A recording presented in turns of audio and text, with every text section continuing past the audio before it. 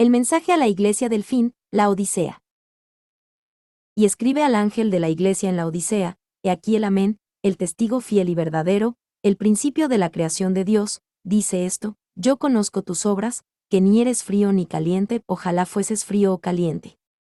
Pero por cuanto eres tibio, y no frío ni caliente, te vomitaré de mi boca. Porque tú dices, yo soy rico, y me he enriquecido, y de ninguna cosa tengo necesidad, y no sabes que tú eres un desventurado, miserable, pobre, ciego y desnudo. Por tanto, yo te aconsejo que de mí compres oro refinado en fuego, para que seas rico, y vestiduras blancas para vestirte, y que no se descubra la vergüenza de tu desnudez, y unge tus ojos con colirio, para que veas. Yo reprendo y castigo a todos los que amo, sé, pues, celoso, y arrepiéntete. He aquí, yo estoy a la puerta y llamo, si alguno oye mi voz y abre la puerta, entraré a él, y cenaré con él, y él conmigo.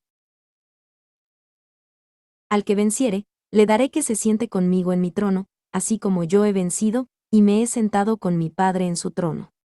El que tiene oído, oiga lo que el Espíritu dice a las iglesias. Apocalipsis 3, 14-22. Este es el último mensaje de Jesús a las 7 iglesias registradas en el libro de Apocalipsis, cada una de ellas representa la historia de la iglesia cristiana a través del tiempo.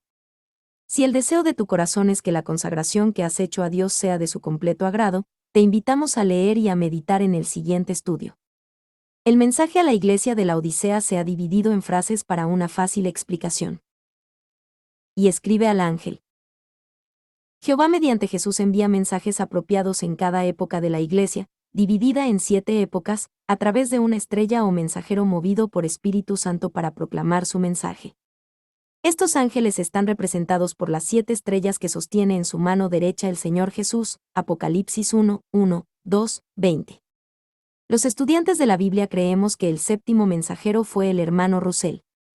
Este hecho no lo convierte en un superhombre o en un objeto de culto, fue un ser humano con defectos y errores tal como nosotros, pero debido a su consagración y estudio de la Biblia, le fue permitido entender las cosas que la verdadera iglesia consagrada tenía que saber en este séptimo y último periodo de la iglesia antes del fin. Mientras estuvo vivo, hizo todo lo posible por llegar a todas las personas posibles. La iglesia de la Odisea. Hay muchas razones para concluir que, si bien los mensajes se dieron específicamente a estas 7 iglesias, su cumplimiento en realidad tiene una aplicación más amplia a toda la iglesia de Cristo a través de los siglos. El número 7 representa lo íntegro o lo completo y el orden de las iglesias representa diferentes épocas en la historia de la iglesia. Así, la iglesia de Efeso representaría las condiciones en que vivía la iglesia en los días del apóstol Juan en el momento de la redacción de los mensajes, mientras que la iglesia de la Odisea representaría a la iglesia de nuestros días, al final de esta era evangélica. Las otras iglesias representarían las diferentes épocas intermedias, entre el principio de la iglesia hasta ahora.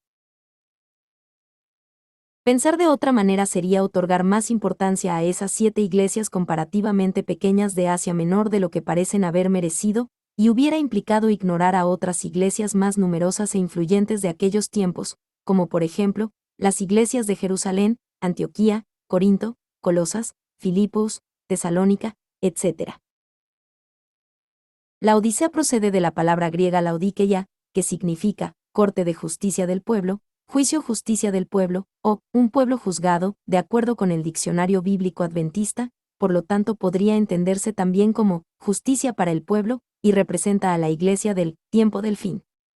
El periodo entendido como la Odisea abarca desde principios del siglo XIX hasta el establecimiento del reino de Dios o glorificación de la iglesia. Representa a la iglesia nominal de hoy que, debido a la descripción que da el Señor, entendemos que fueron probados y hallados deficientes. También representa la época y la situación en que vive la iglesia al final de la era del Evangelio. En cada etapa de la iglesia, el maestro tiene alguna palabra de elogio, pero, en esta última de la Odisea no encuentra nada que elogiar. He aquí el Amén. Esta la palabra que se traduce como, en verdad, ciertamente, o, así sea, la usó nuestro Señor como un prefijo solemne de algún anuncio importante. De acuerdo con el Diccionario Bíblico Hispanoamericano de la Misión, amén se usa para ratificar solemnemente una doxología, una maldición, un juramento o una declaración. También podría ser propio que Jesús se llamara a sí mismo el Amén porque en él se cumple todas las promesas de Dios. El testigo fiel y verdadero, el principio de la creación. Creemos que Jesús al declararse, el testigo fiel y verdadero y el principio de la creación de Dios, implica el hecho de que la cristiandad en todas sus divisiones no es un testigo fiel de la verdad, y al reafirmar la supremacía del Padre como creador suyo, muestra su oposición al dogma de la Trinidad ampliamente aceptado. Jesús es el unigénito. Juan 1, 18, el primogénito de toda la creación. Colosenses 1, 15, Jesús no es el Dios Todopoderoso, es su Hijo amado. Yo conozco tus obras, que ni eres frío ni caliente, ojalá fueses frío o caliente. Pero por cuanto eres tibio, y no frío ni caliente, te vomitaré de mi boca. De los ojos de Jesús nada se escapa, Él es la cabeza de la Iglesia y sabe la condición de la Iglesia en el séptimo periodo antes del fin, y no le gusta lo que ve, la cristiandad es apática e inconstante y su consagración deja mucho que desear, simbólicamente, es tibia, la acusa de no ser ni fría ni caliente. Le dio tiempo a la cristiandad para cambiar su comportamiento pero se ha negado a hacerlo tajantemente, así que, por lo que hemos estudiado en las Escrituras, creemos que en 1878, Babilonia fue formalmente rechazada. El hecho de que Jesús la vomitara de su boca simboliza que, aunque la cristiandad ha sido su portavoz, y el medio por el cual ha hablado al mundo, ahora ha sido abandonada y nunca más gozaría de este privilegio, si no se arrepiente. Romanos 11, 21, Apocalipsis 18, 2-4. Porque tú dices, yo soy rico, y me he enriquecido, y de ninguna cosa tengo necesidad, y no sabes que tú eres un desventurado, miserable, pobre, ciego y desnudo. La miseria y pobreza espiritual de la cristiandad son causadas por su ceguera y su alianza antinatural con el mundo por quien está siendo vencida. El Señor informó a sus discípulos en un lenguaje fuerte y negativo, que pocos líderes de la cristiandad se encontrarían dando comida a la familia de la fe a su debido tiempo en su segundo regreso o presencia. ¿Quién, pues, refiriéndose a este periodo de la Iglesia, es el siervo fiel y prudente, a quien su Señor ha puesto por Señor sobre su casa, para que les diese alimento a tiempo? Bienaventurado aquel siervo a quien, cuando su Señor venga, le halle haciendo así. Mateo 24, 45, 46. Seguramente no son los líderes de la tibia y apática cristiandad. En cumplimiento de las palabras del Maestro, los gobernantes de la Iglesia nominal no solo no les han dado la comida espiritual que corresponde a esta etapa de la Iglesia a sus feligreses, sino que les han enseñado a rechazarla, y continúan alimentando a sus rebaños con leche mezclada con las aguas sucias de la tradición en que la cristiandad babilónica está construida. Y esta lamentable condición es muy contraria a la buena opinión que ella tiene de sí misma. Cuando un miembro de la cristiandad se jacta en decir que tiene toda la verdad porque es ortodoxo, evangélico o cristiano y que no necesita nada más, en realidad demuestran el cumplimiento de las palabras de Jesús cuando dijo, yo soy rico, y me he enriquecido, y de ninguna cosa tengo necesidad, no están conscientes de su verdadera condición espiritual. Apocalipsis 3:17. Por tanto, yo te aconsejo que de mí compres oro refinado en fuego, para que seas rico, y vestiduras blancas para vestirte, y que no se descubra la vergüenza de tu desnudez. El oro del que habla Jesús simboliza a la verdadera riqueza espiritual a la que sus seguidores fuimos llamados y que podemos alcanzar, la naturaleza divina.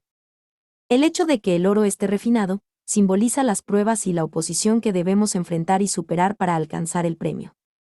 Las prendas blancas simbolizan la justificación por fe en Cristo como Redentor, la invitación a la cristiandad a comprar prendas blancas para que no se descubra su desnudez demuestra una vez más que ha perdido el favor de Jesús y su fe en el rescate, en general ha perdido la posibilidad de alcanzar el alto llamado a la vida celestial. El mundo ve su vergüenza, observa las cosas obscenas que ha hecho a escondidas por las cuales el Señor la ha vomitado de su boca. Y unge tus ojos con colirio, para que veas. Yo reprendo y castigo a todos los que amo, sé, pues, celoso, y arrepiéntete. Los ojos simbólicos a los que se refiere Jesús son los ojos del entendimiento. La Iglesia verdadera debe seguir tras la luz espiritual que va avanzando a lo largo de los 7 periodos de la Iglesia, Proverbios 4:18, Daniel 12, 9-10. El colirio representa al Espíritu Santo que obtenemos de nuestra cristiana abnegación, la voluntad de consagrarnos plenamente al Señor. Jesús ama a toda la humanidad, tanto es así, que dio su vida en rescate por Adán y por toda su descendencia. Ese mismo amor mueve al Señor a reprender a todo aquel que se dice cristiano y que no lo es, y lo castiga con su desaprobación quitándole el privilegio de alcanzar las promesas celestiales con el fin de que se arrepienta y sea humilde. Por eso el Señor nos pide amorosamente que seamos celosos en la causa de la fe y que nos arrepintamos de corazón antes de que sea demasiado tarde. He aquí, yo estoy a la puerta y llamo, si alguno oye mi voz y abre la puerta, entraré a él, y cenaré con él, y él conmigo. Cuando Jesús dice que está a la puerta, se refiere al hecho de que en el periodo de la iglesia de la Odisea Él ya está presente, es un símbolo de su invisible segunda presencia en la tierra, lejos de los ojos de la iglesia tibia que no entendió el momento que estaba viviendo. Cuando vamos a una casa de visita, al llegar tocamos la puerta con varios golpes como un aviso de que hemos llegado. De igual manera el Señor ha tocado a la puerta de la iglesia a partir del otoño de 1875 con varias señales. Jehová nos atrae a Jesús y solo de esta manera podemos escuchar su llamado a la puerta, pero de ninguna manera nos obligan a obedecerlos. Podemos cerrar la puerta de nuestra mente y de nuestro corazón y no dejarlos entrar, pero si les abrimos la puerta gozaremos en el presente de una gran intimidad con Jesús representada en la frase, cenaré con él y él conmigo. Al cenar con nosotros, podemos entender que el Señor nos alimentará espiritualmente. Al que venciere, le daré que se siente conmigo en mi trono, así como yo he vencido, y me he sentado con mi Padre en su trono. El que tiene oído, oiga lo que el Espíritu dice a las iglesias. Cristo reitera la promesa de que si cumplimos con nuestra consagración, si vencemos a este mundo y la apatía generalizada en la iglesia en esta última etapa de la Odisea, alcanzaremos la naturaleza divina de la inmortalidad y seremos a su lado reyes y sacerdotes para ayudar en la tarea de bendecir a todas las familias de la tierra en la era milenaria. Solo aquellos de corazón manso y honrado, que desean saber la verdad, recibirán de parte de Dios un oído basado en la fe con el cual podrán escuchar o entender lo que el Espíritu dice a las iglesias.